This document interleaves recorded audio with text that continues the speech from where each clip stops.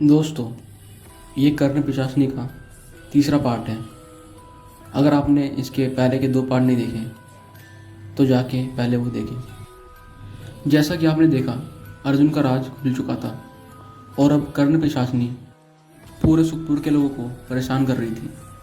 गुरु जी ने फैसला किया, अगली रात पीपल के पेड़ के नीचे कर्ण यज्ञ होगा। रात पूरी तरह से काली हो चुकी थी। आसमान पर घने बादल छा चुके थे। हवा में एक अजीब सी स्मेल आ रही थी। पीपल के नीचे हवन कुंड जलाया गया। गुरु जी ने अर्जुन के कानों पर रक्षा तिलक लगाया और माथे पर भी। उन्होंने धीरे से कहा, याद रखना, वो तुम्हारा राज जान चुकी है। अब वो तुम्हारे मन के अंदर से हमला करेगी। अर्जुन ने सर झुकाकर बोला, इस बार मैं हार नहीं मानूंगा।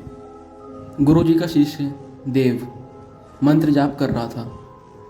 ओम क्रीम कर्ण पिशाचिनी स्वाहा। अग्नि की लू अचानक काली हो गई। टेम्परेचर एकदम से नीचे गिर गया।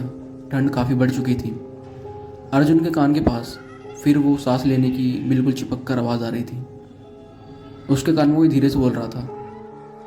अर्जुन की आंखें फड़कने लगी। उसके हाथ अचानक से कांपने लगे।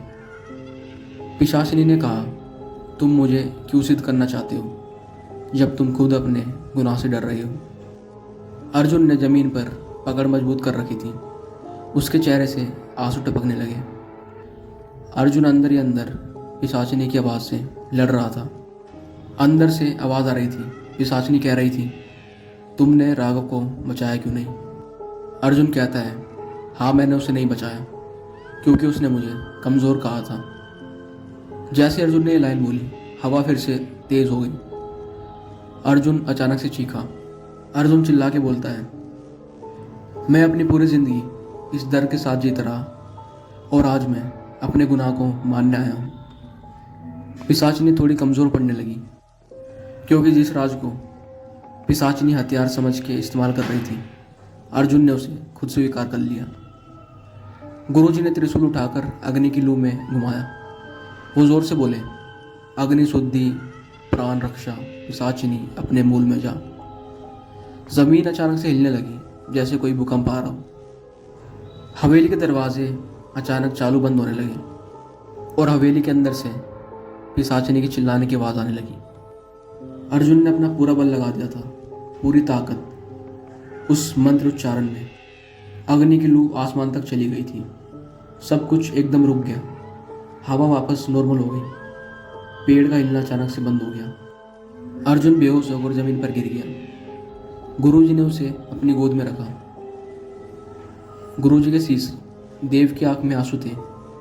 गुरुजी धीरे से बोले, आज सुखपुर बच गया। सुबह हुई, सूरज उग गया। गांव वापस जैसे जीवित हो गया। अर्जुन ने आंखें खोली। अर्जुन कुछ बोल नहीं पा रहा था। उसके कान में हमेशा के लिए खामोशी छा गई। वो सुनने की ताकत खो चुका था क्योंकि पिशाचिनी ने उसके कान में ही हमला किया था।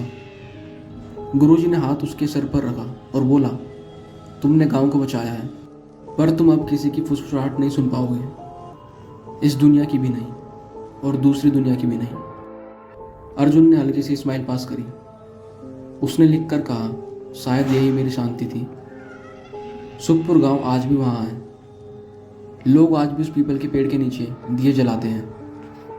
अर्जुन अब ठीक सलामत है, पर सन्नाटे की दुनिया में। और गांव वाले एक बात हमेशा याद रखते हैं, जिस राज को हम छुपाते हैं वो एक दिन हमसे सब कुछ छीन लेता है।